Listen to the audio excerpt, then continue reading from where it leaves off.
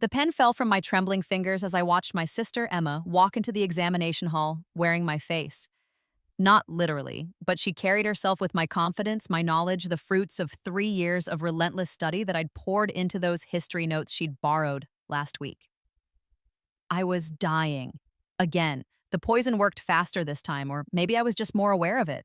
My vision blurred at the edges, and I could taste the bitter almond undertone beneath the coffee's cream. Emma had made it for me this morning, insisting I needed the caffeine for my final exam. How thoughtful. How sisterly. I slumped forward, my forehead hitting the desk with a dull thud. Around me, students gasped, but their voices sounded like they were underwater. The last thing I saw before darkness claimed me was Emma turning back from the examination hall entrance, her eyes meeting mine across the crowded corridor. She wasn't smiling, but there was something in her gaze. Satisfaction, maybe? Or relief. Then nothing. Then everything. I woke up gasping, my 17-year-old body jolting upright in bed, drenched in sweat. My hands flew to my throat, checking for the tightness, the suffocation. But I could breathe. My heart pounded against my ribs like it was trying to escape, but it was beating. I was alive. And I was in my old bedroom, the one I'd lived in 3 years ago, the purple walls I'd begged Dad to let me paint when I was 14, the desk cluttered with sophomore year textbooks. The calendar on the wall showed September 2019. I stared at it, my mind reeling, trying to make sense of the impossible. I'd died in June 2022, during finals of my senior year. Valedictorian to be, full scholarship to Yale, a future so bright it had blinded everyone to what was happening in the shadows of our home. And now, I was back. Back before it all fell apart. Back before Emma destroyed me. The door burst open, and there she was, 15 years old, all wide-eyed innocence and honey blonde hair that caught the morning light. "Jess, you're going to be late for school. Mom's already mad that you're not downstairs." I stared at her, this younger version of my sister. She looked so harmless, so normal. How had I never seen the poison beneath? "I'm coming," I heard myself say, and my voice sounded strange, younger but also harder somehow. Changed. Emma lingered in the doorway. "Are you okay? You look weird." "I'm fine." I swung my legs out of bed, testing them. They worked. Everything worked. I was really here, really back. Just a bad dream. "Well, shake it off. Mom's in one of her moods." Emma rolled her eyes conspiratorially, like we were allies in dealing with our mother's temperament. Like she hadn't spent the next 3 years systematically stealing every opportunity I earned, every achievement I worked for. After she left, I sat on the edge of my bed and forced myself to think. To remember. It had started small, a borrowed textbook that came back with pages torn out. A group project where Emma took credit for my research. Mom always believed Emma's version of events, sweet, struggling Emma who just needed a little help, who was doing her best but couldn't quite measure up to her genius older sister. "Don't be selfish, Jessica," Mom would say. "Your sister needs your support. Family helps each other." So I helped. I tutored Emma in math, even though it meant staying up past midnight to finish my own homework. I let her copy my lab reports just to see how it's done. I shared my meticulously organized study guides because you're already so far ahead, what difference does it make? It made all the difference. By junior year, Emma wasn't struggling anymore. She was thriving. Honor roll, leadership positions in clubs I'd introduced her to, academic awards for work that suspiciously resembled my old assignments. And I watched it happen, too tired from carrying both our academic loads to fight back, too trained by years of "don't be selfish" to recognize that I was being gutted. Senior year was when she got bold. The history notes were my masterpiece. 3 years of high school history distilled into a comprehensive study guide that didn't just regurgitate textbooks. It connected themes, identified patterns, predicted exactly what would be tested. I'd planned to publish it as a study aid, maybe sell it to underclassmen. It represented hundreds of hours of work. Emma asked to borrow them for just one night to prepare for a test. I said yes because I was a fool, because I still believed that sisterhood meant something. She never gave them back. A week later, I saw them, my notes, my work, being sold in the school store, under Emma's name. She'd turned my study guide into a profitable business, claiming she'd created it herself. When I confronted her, she cried to Mom, said I was jealous of her success, that I'd always tried to hold her back. Mom believed her. Mom always believed her. "You're going to college soon anyway," Mom said dismissively when I pressed the issue. "Let Emma have this. She needs it more than you do. You've already got your scholarship." But it didn't stop there. Emma started taking inspiration from my college essays. My extracurriculars became her extracurriculars. My recommendations from teachers somehow ended up being about her potential, her growth, her promise. And then came the final exam, the one that would cement my valedictorian status, the last test before graduation. Emma brought me coffee that morning with such a sweet smile. "Good luck, sis. You're going to kill it." I almost laughed at the memory. The irony was too perfect. The poison had been slow acting, timed perfectly. I'd made it halfway through the exam before the symptoms started. Confusion, tremors, difficulty breathing. By the time the paramedics arrived, it was too late. I died in the hospital 3 hours later, while Emma sat her own final exam using my notes, wearing my achievements like a second skin. I'd watched from somewhere beyond, helpless and raging, as the truth came out too late. How Emma had been poisoning me slowly for months, making me sick enough to miss school, to fall behind. How she'd planned to take my scholarship, my future, my life. The evidence was there. The poison in her room, the forged emails to Yale explaining my declining performance and suggesting Emma as an alternate candidate. But Emma was a minor. Troubled, the lawyers said, mentally ill. She was sent to a facility for treatment instead of prison, and by the time she was released at 21, she'd already inherited everything. Mom had rewritten her will during my illness when I was too sick to notice. Emma got the house, the money, the future. And I got a grave. But not anymore. Now I was back, and I had something Emma didn't. I knew exactly what was coming. I knew every move she'd make, every manipulation, every theft. And I had 3 years to make sure that this time the story ended differently. I was going to destroy her, but I was also going to be smart about it. The old Jessica had been naive, had operated on the assumption that goodness would be rewarded and evil punished, that the truth would speak for itself. The new Jessica knew better. I went downstairs to find Mom at the kitchen table, her laptop open, barely glancing up as I entered. "You need to drive Emma to school. I have an early meeting." "Can't Emma take the bus?" I asked, pouring myself cereal. Black coffee sat on the counter. Emma had already made it, the same ritual she'd performed for years. In my first life, I'd drunk it gratefully every morning, never noticing how sometimes it made me feel foggy, slow. This time, I poured it down the sink when no one was looking. "Jessica, don't start." Mom's voice was sharp. "Emma has anxiety about the bus. You know this." I hadn't known it, actually. Emma's anxiety had been news to me when the lawyers used it to explain her attempted murder. But I smiled and nodded. "Sure, Mom, no problem." Emma bounced into the kitchen, her backpack slung over one shoulder. She looked so young, so innocent. 15 and fresh-faced, with none of the calculating coldness I remembered from my deathbed. But I knew better now. I could see it in the way she watched me pour out the coffee, the microscopic tightening around her eyes. The poison had already started. Not enough to kill, not yet, just enough to make me slightly off, to give her small advantages. "Ready to go?" she asked brightly. "Almost." I grabbed my backpack, mentally cataloging its contents. My history binder was there. 3 years of notes, already comprehensive even at the start of junior year. In my first life, I'd continued to build on it, and by senior year, it had been a work of art. This time, it would be a weapon. The drive to school was quiet. Emma played with her phone, occasionally humming along to the radio, normal teenage behavior.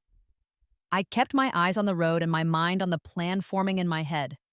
The first thing I needed was proof. Documentation. In my first life, I'd been too trusting, too focused on doing the right thing to protect myself.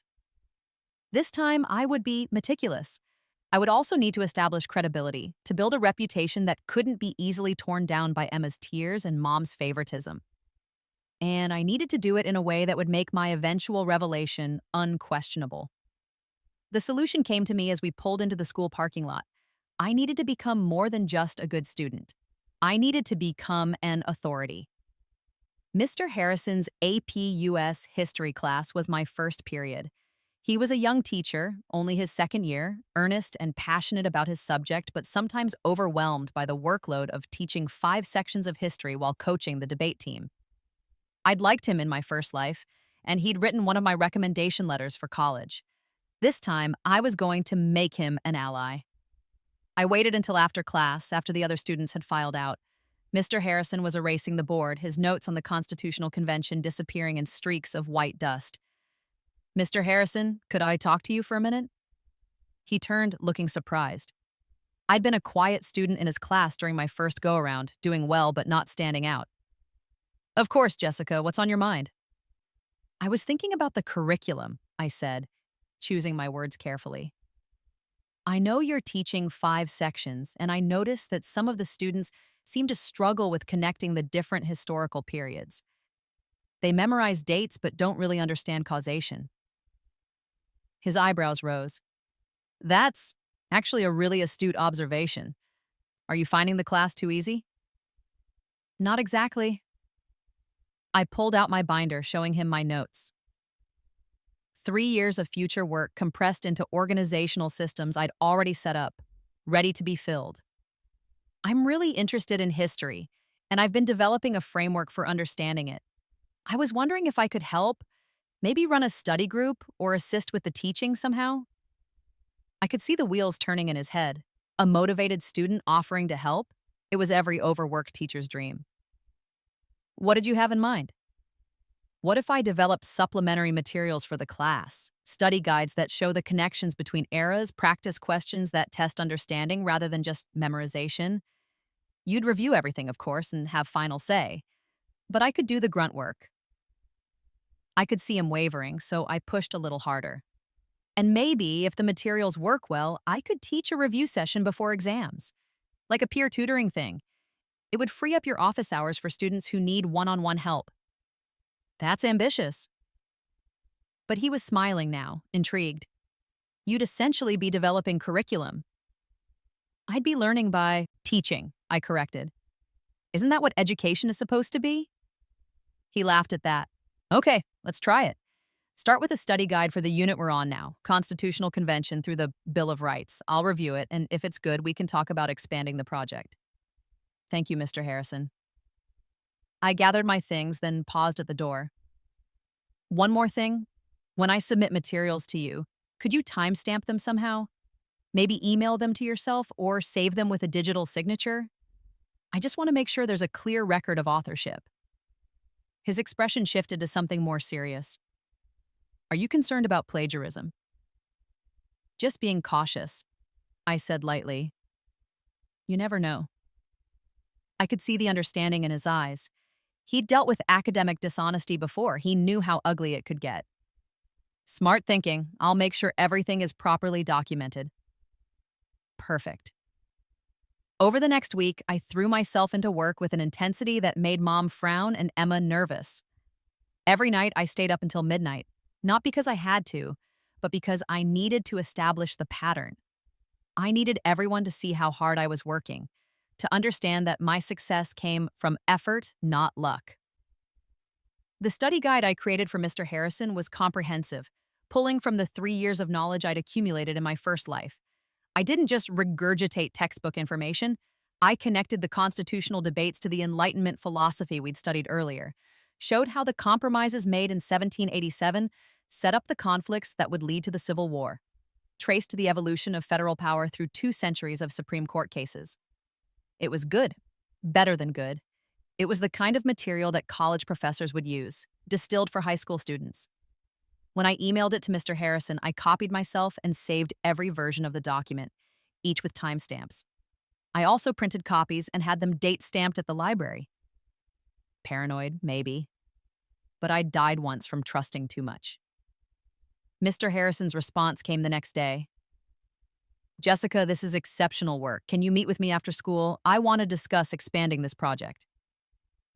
The meeting turned into an offer. Would I be interested in teaching a weekly review session for all his AP US history students? He'd supervise, of course, but I'd essentially be running a class. I've never seen a student with this depth of understanding, he told me. You don't just know history, you understand how to teach it. That's rare. I accepted, of course. And just like that, I became an authority. Not just another student, but someone who taught classes, whose work was officially recognized and documented by the school, Emma noticed. Mom, Jessica's spending all her time on this history thing, she complained at dinner that Friday. She's too busy to help me with my homework anymore. Mom looked at me with that familiar expression of disapproval. Jessica, your sister needs you. This teaching project can't take priority over family. The teaching project is schoolwork, Mom, I said calmly. Mr. Harrison is giving me credit for it. It's going to be a significant part of my college applications. Emma's education matters too. And Emma is perfectly capable of doing her own homework. I met my sister's gaze across the table. She's smart enough. She doesn't need me to do the work for her. The atmosphere went cold. This wasn't how the old Jessica would have responded. The old Jessica would have apologized and stayed up late helping Emma while her own work suffered. I don't need you to do it for me, Emma said, her voice taking on that wounded quality she'd perfected. I just need help understanding it. But I guess you're too important now to care about your little sister. The manipulation was so obvious, so textbook, that I almost laughed. Instead, I softened my expression, made my voice gentle. Emma, I'm not trying to hurt you, but I can't keep sacrificing my future to make things easier for you. That's not fair to either of us. It was a perfectly reasonable statement, the kind of boundary a therapist would applaud. But Mom's face hardened and Emma's eyes filled with tears, and I knew I'd just been cast as the villain in their story. Fine, let them think that. I was playing a longer game. The review session started the next week. Every Wednesday afternoon, I taught a class of 30 students, walking them through historical connections, fielding questions, making the material come alive in ways that rote memorization never could. Mr. Harrison sat in the back, observing, occasionally jumping in with additional context. The students loved it. More importantly, they learned. Test scores went up across all 5 of his sections. Other teachers started asking if I'd be interested in developing materials for their classes too. By October, I wasn't just a good student. I was the student.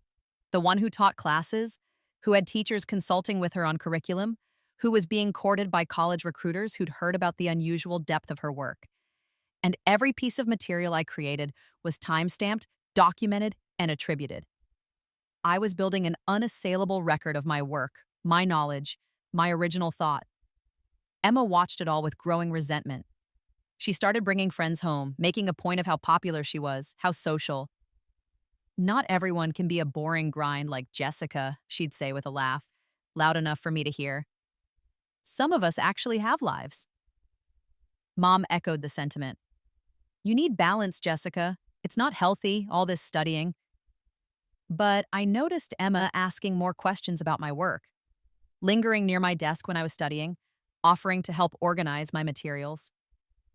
I started locking my door. In November, Mr. Harrison approached me with a new proposal. The district is piloting a program where advanced students can develop curricula that might be adopted system-wide. I nominated you for the history track. If you're interested, you'd be working with the district coordinator to create a comprehensive study guide for the entire U.S. history course. It would be published under your name with full authorship credit. My heart raced. This was even better than I'd planned. Yeah, absolutely yes. There's a stipend involved, $2,000 for the semester. And if the district adopts your curriculum, you'd receive royalties from its use. Plus, it's the kind of achievement that stands out on college applications. I could have kissed him. Instead, I maintained my composure and said, "Thank you for believing in me, Mr. Harrison. I won't let you down." That night at dinner, I announced the news. I've been selected for the district curriculum development program. They're going to publish my history study guide. Mom looked up from her phone. That's nice, dear. Emma's fork clattered against her plate. What study guide? The one I've been developing for Mr. Harrison's class. The comprehensive one covering all of U.S. history. I kept my voice casual. They're going to use it across the whole district. That's a lot of work, Emma said, and there was something calculating in her expression. Do you need help with it? No thanks, I've got it covered. But I'm taking U.S. history too now. I could test the materials, give you feedback. I smiled at her. That's sweet of you to offer, but the district has their own review process. They're pretty strict about who has access to unpublished materials. It was a lie, but a necessary one. I could see the frustration in Emma's eyes. She'd been counting on getting access to my work, on finding a way to claim some credit. Too late, little sister. This time, I was protecting what was mine. Over the next month, I poured everything I had into the curriculum guide. It wasn't just good, it was revolutionary.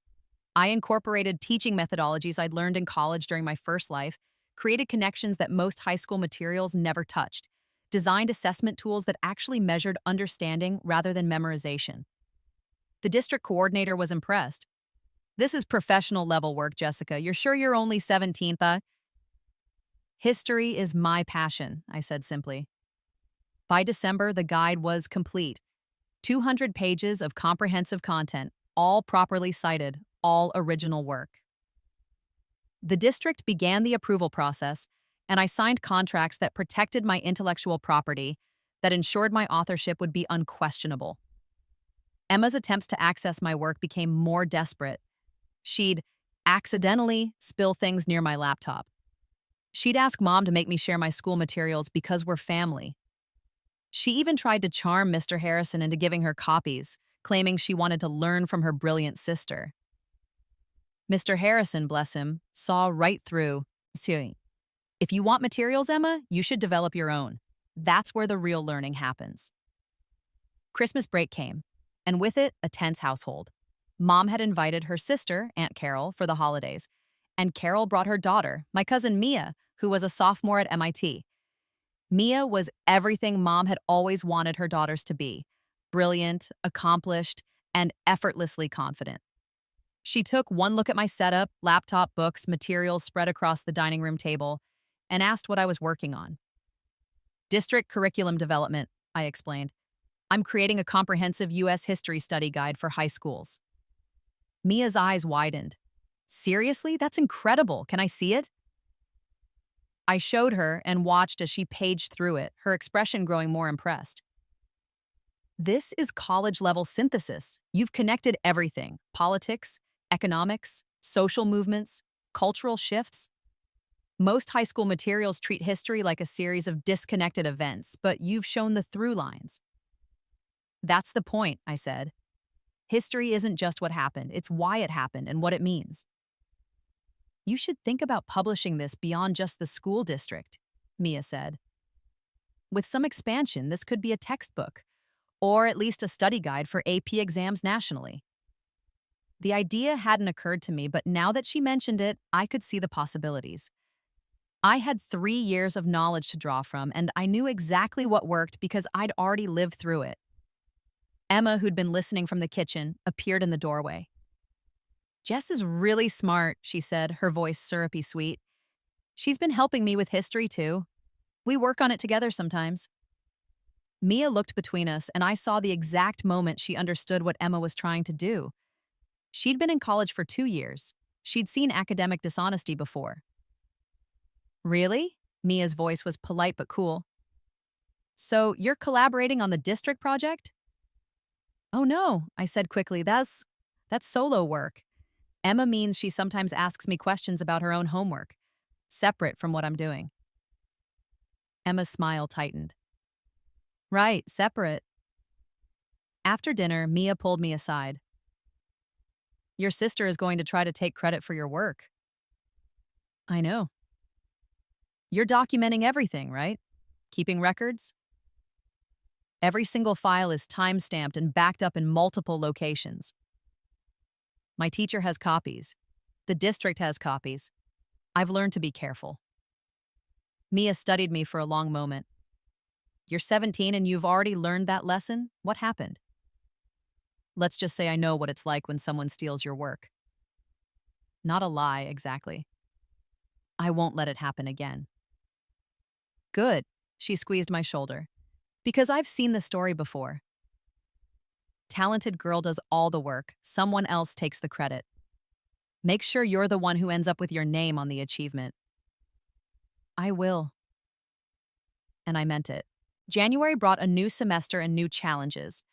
My curriculum guide was approved by the district with glowing reviews. They wanted to pilot it in 3 schools next year, with the possibility of district-wide adoption if it performed well. The $2,000 stipend hit my bank account. My bank account, not the family's. And suddenly I had resources of my own.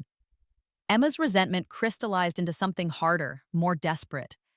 I'd watch her sometimes when she thought I wasn't looking, and I could see the calculations behind her eyes. She was planning something. I just didn't know what yet.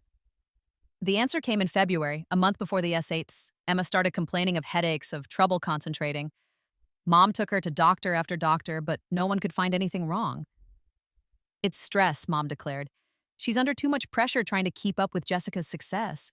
She needs support. And just like in my first life, the expectation fell on me. Help your sister. Don't be selfish. Family comes first. But this time, I had documentation. This time, I had credibility. This time, when Mom demanded that I spend my evenings tutoring Emma instead of working on my own projects, I had Mr. Harrison and the district coordinator and Aunt Carol all backing me up. Jessica has professional commitments, Mr. Harrison explained to Mom when she called him, demanding that he reduce my workload so I could help Emma. She's under contract with the district. I can't ask her to sacrifice that. Mom was furious, but there was nothing she could do. I'd built a structure around myself that she couldn't easily tear down. Emma's reaction was more subtle but more dangerous. She started a whisper campaign at school. Poor Emma, overshadowed by her perfect sister, struggling under the pressure. She made herself into a victim and people responded with sympathy. But I had the students I tutored, the teachers I worked with, all of whom had seen my work ethic firsthand. When Emma's friends suggested that maybe I was too competitive, too intense, Mr. Harrison and the other teachers were quick to defend me. Jessica is one of the most generous students I've ever taught, Mr. Harrison told one concerned parent. She spends hours helping other students succeed. If her sister is struggling, it's not from lack of support. The narrative Emma was trying to build couldn't get traction. I'd already established who I was, and it contradicted her story. March brought the SATs, and with them, the memory of my death. In my first life, Emma had poisoned my coffee the morning of the exam. Not enough to kill, not yet. Just enough to make me foggy, slow, to lower my score by a few crucial points. This time, I made my own coffee. I ate breakfast alone, and at a diner near school. I took the exam with a clear head and the knowledge of 3 years of additional education. My score was perfect, 1600. Emma's was good, 1450, but not exceptional, not enough to make up for her average GPA and lack of standout achievements. I watched her face when the scores came in, saw the moment she realized I'd won this round, and I saw something else, the hardening of resolve. She was going to escalate. I just needed to be ready. April was when everything came to a head. Emma asked to borrow my history materials just for one night to study for a test. Every instinct screamed at me to refuse. This was how it had started before, with borrowed notes that became stolen work, but I also saw an opportunity.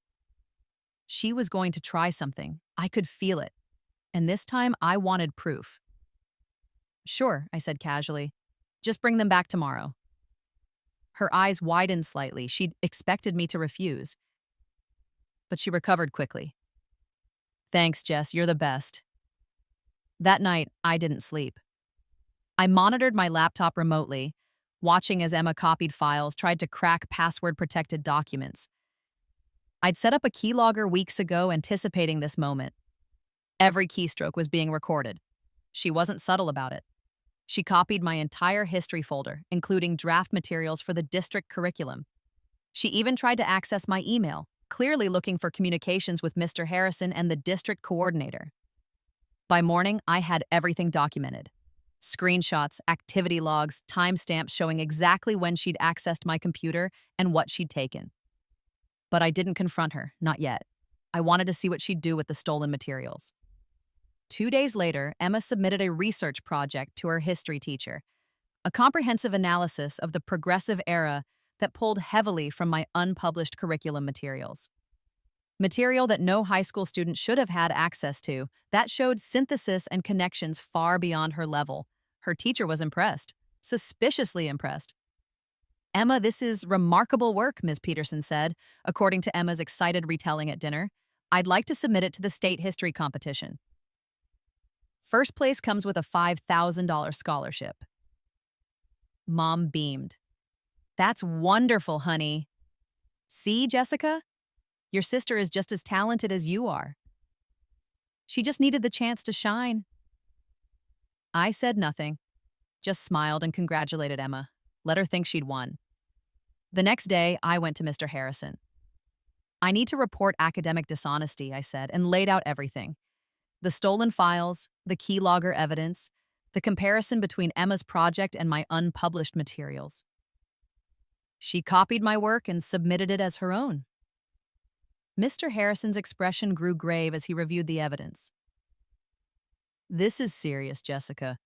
If you want to pursue this officially, it could affect Emma's academic records significantly." I know. And I did. In my first life, I died because I hadn't been willing to fight back to make waves. This time was different. But it's not just about Emma. If she's allowed to submit my work to a state competition, it sets a precedent. It tells other students that plagiarism is acceptable if you don't get caught. "You're right." He closed the folder. "I'll need to report this to the administration. They'll investigate, and if the evidence supports your claim, which it clearly does, Emma will face disciplinary action." I understand. "Your mother isn't going to be happy." I met his eyes. My mother has never been happy with me choosing myself over making things easy for Emma, but I'm done setting myself on fire to keep my sister warm. The investigation took a week. In that time, Emma continued to bask in the praise for her project, planning what she'd wear to the state competition, how she'd spend the scholarship money. Mom encouraged it all, proud of her youngest daughter finally stepping out of her sister's shadow. And then the hammer fell. The principal called Emma and Mom into her office. I wasn't included in the meeting, but I heard about it afterward from Mr. Harrison, who'd been present as the reporting teacher. They'd laid out the evidence, the timestamps showing when Emma accessed my computer, the keylogger records, the comparison between Emma's submitted work and my unpublished curriculum materials. It was damning and irrefutable. Emma cried. She denied it. She claimed I'd given her permission, that we'd worked together, that I was lying because I was jealous of her success. But the evidence didn't lie. The timestamps were clear. And when they asked Emma to explain specific aspects of her project, connections and analysis she supposedly made herself, she couldn't. She didn't understand the work because she hadn't done it. The verdict was swift. Emma received a 0 on the project, a mark of academic dishonesty on her permanent record, and a 3-day suspension. Ms. Peterson withdrew her submission from the state competition. Mom exploded. She came home that day like a hurricane, her fury directed entirely at me. "How could you do this to your sister? She made a mistake, but you've ruined her future. Colleges will see this. You've destroyed her chances at a good education because you couldn't stand to see her succeed." "She plagiarized my work, Mom. She stole months of my effort and submitted it as her own." "She's 15. She doesn't understand." She understood perfectly well what she was doing. I kept my voice calm, though my heart was racing. "She's been copying my work for years, and you've enabled it by always taking her side." But this time, there was proof. This time, the evidence was undeniable. "You're jealous," Mom spat. "You've always been jealous that Emma is prettier, more popular.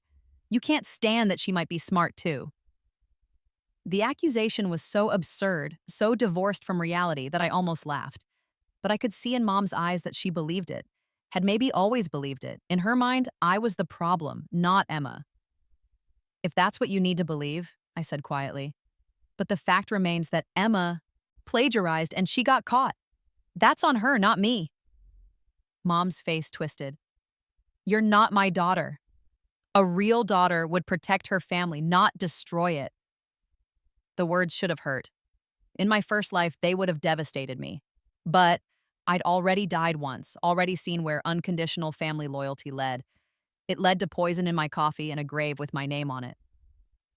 Maybe not, I agreed, but I am my own person, and I'm done sacrificing myself for people who would rather see me fail than admit Emma isn't perfect. I walked out of the kitchen, leaving Mom sputtering behind me. Up in my room, I locked the door and let myself shake. It was done. The first major battle was won, but I knew it wasn't over. Emma wasn't the type to accept defeat, and Mom's fury had a way of festering into something toxic. I needed to be ready for the next move. It came sooner than expected. 2 weeks after the plagiarism incident, I woke up feeling dizzy and nauseous. My coffee tasted bitter, and there was a strange chemical undertone that made my stomach clench. I didn't drink it. Instead, I sealed the cup in a plastic bag and took it to school, where I asked the chemistry teacher if he could test it for me. I think someone might have put something in my drink, I said carefully. I want to know if I'm being paranoid or if there's actually something wrong. Mr. Chen's expression grew serious. That's a serious accusation, Jessica. If you really believe someone is trying to poison you, I just want to know if there's anything unusual in the coffee. Can you test it? He could and did. The results came back the next day. Traces of a sedative. Enough to make someone drowsy and unfocused, but not enough to cause serious harm. Not yet. This is a police matter, Mr. Chen said. Someone is drugging you. I know who it is. And I did. The pattern was too familiar, too identical to my first life. Emma was escalating, moving toward the endgame faster this time. Maybe because she was more desperate, or maybe because I'd pushed her into a corner. Either way, I had proof now. Real, testable proof that someone in my house was poisoning me. The police investigation was swift and thorough. They tested the coffee maker, traces of sedative residue. They searched Emma's room, found bottles of sleeping pills crushed and hidden in her desk. They interviewed Mom, who was shocked and defensive, insisting there must be some mistake. But there was no mistake. The evidence was clear. Emma was arrested on a Friday afternoon, pulled out of class in handcuffs while the whole school watched. The charges were attempted poisoning, assault, and because of her age and the premeditated nature of the crime, she was tried as an adult. Mom blamed me. Of course she did. You've destroyed this family, she screamed at me the night of Emma's arrest. She's just a child. She was confused, upset about the plagiarism incident. She was poisoning me, Mom. She could have killed me. Don't be dramatic. It was just sleeping pills. She probably wanted you to sleep through an exam or something to level the playing field. Listen to yourself. I stared at my mother, this woman who was supposed to protect me, who instead made excuses for attempted murder. Emma tried to drug me, and you're justifying it because I'm too successful? Because I refuse to let her steal my work? You've always been selfish, Mom said coldly. Always put yourself first. Now your sister is facing criminal charges because you couldn't just share get out, she blinked. What? Get out of my room, out of my space. I'm done with this conversation, and honestly, I'm done with you. My voice was steady, though my hands were shaking. I'll stay here until graduation because legally I have to, but after that I never want to see you again. You chose Emma over me every single day, and when she tried to poison me, you blamed me for it. That's not a mother. That's an accomplice. Mom's face went white, then red. Fine, but don't come crying to me when you're all alone in the world with no family to support you. I won't, I promised. Because being alone is better than being with people who want me dead. She left, slamming the door behind her. I stood in the silence of my room, my heart pounding, and felt something crack open inside me. Not grief. I'd already mourned this relationship in my first life. This was liberation. I was free. The trial took 3 months. Emma's lawyers tried to argue diminished capacity, sibling rivalry taken too far, a troubled teen who didn't understand the consequences of her actions. but the evidence was overwhelming. The sleeping pills, the residue in the coffee maker, the documented pattern of escalating harassment and theft. And then the prosecutor brought in an expert witness, a psychologist who testified about patterns of behavior, about how the plagiarism and the poisoning fit into a larger pattern of narcissistic abuse. Emma wasn't confused or troubled. She was calculating and deliberate. The jury agreed. Emma was convicted on all counts and sentenced to 5 years in juvenile detention, followed by probation and mandatory psychological treatment. Mom spent the entire trial crying, telling anyone who would listen that I'd destroyed our family, that I could have prevented this if I'd just been a better sister, more willing to help, less competitive. No one believed her. The evidence spoke for itself. Graduation came in June. I walked across the stage as valedictorian, not because of manipulation or theft, but because I'd earned it with 3 years of work compressed into one, with documented achievements and original thought. My speech was about resilience, about standing up for yourself, even when it costs you everything. Mom didn't come to the ceremony. Aunt Carol and Mia didn't, though, sitting in the front row and cheering louder than anyone when my name was called. Yale came. Through with a full scholarship, just like in my first life. But this time, I knew I'd earned it on my own merits, with no one stealing credit or sabotaging my success. The day I left for college, Mom tried one last time. She showed up at the house. She'd moved out after the trial, unable to afford the mortgage without Dad's income. He'd left years ago and good riddance. And asked if we could talk. "I'm sorry," she said, and she might have even meant it. "I know I made mistakes. I always saw Emma as the one who needed protecting. You were so capable, so smart. I thought you'd be fine without my help. You didn't just not help me, Mom. You actively worked against me. You told me I was selfish for protecting my own work. You made excuses when Emma tried to poison me. That's not neglect. That's abuse." "I know." Tears streamed down her face. "I know, and I'm sorry. Can we start over? Can you forgive me?" I thought about it. Really thought about it. In another life, maybe I would have said yes. Maybe I would have been the bigger person, offered reconciliation, worked to rebuild the relationship. But I died in that other life. Died because I kept giving chances to people who saw my compassion as weakness. "No," I said simply, "Sen, I don't forgive you, and I don't want a relationship with you. You made your choice every day for years, and now I'm making mine. Goodbye, Mom." I got in Mia's car. She was driving me to campus and didn't look back. 5 years later, I'm Dr. Jessica Chen, the youngest person in Yale's history to complete a joint PhD in history and education. My dissertation on innovative teaching methodologies has been published by a major academic press and is being used in teacher training programs across the country. The curriculum guide I developed in high school, it's now used in over 500 school districts nationwide. I receive royalties that supplement my professorship salary, and I've been approached about developing similar materials for other subjects. I teach at Yale now, training the next generation of history teachers. My students consistently rate my classes as the most challenging and most rewarding they've taken. I've won teaching awards, I've been featured in education journals, and through it all, I've never forgotten where I came from. I mentor students who are struggling, who come from difficult family situations, who need someone to believe in them. I teach them what I learned, that success is possible even when people try to tear you down, but only if you're willing to fight for it. Emma got out of detention 2 years ago. She's on probation, working at a retail job and living in a halfway house. She tried to contact me once, a long letter about how sorry she was, how she'd changed, how she understood now that what she did was wrong. I didn't respond. Some bridges, once burned, don't need to be rebuilt. Mom still tries occasionally. Birthday cards I don't open. Emails I delete unread. She's remarried, apparently, to a man with money who can support her in the lifestyle she always wanted. I'm happy for her, in an abstract way, but she's not part of my life and she never will be again. Aunt Carol and Mia are my family now. They come to my lectures, celebrate my achievements, support me unconditionally. It turns out that family isn't always about blood. Sometimes it's about the people who choose to stand with you when everything falls apart. Last month, I published my first book, a memoir titled Teaching Myself: How I Survived Academic Theft and Attempted Murder to Become an Educator. It's raw and honest, detailing everything that happened with Emma and Mom, the plagiarism and the poison in the trial. I didn't change their names.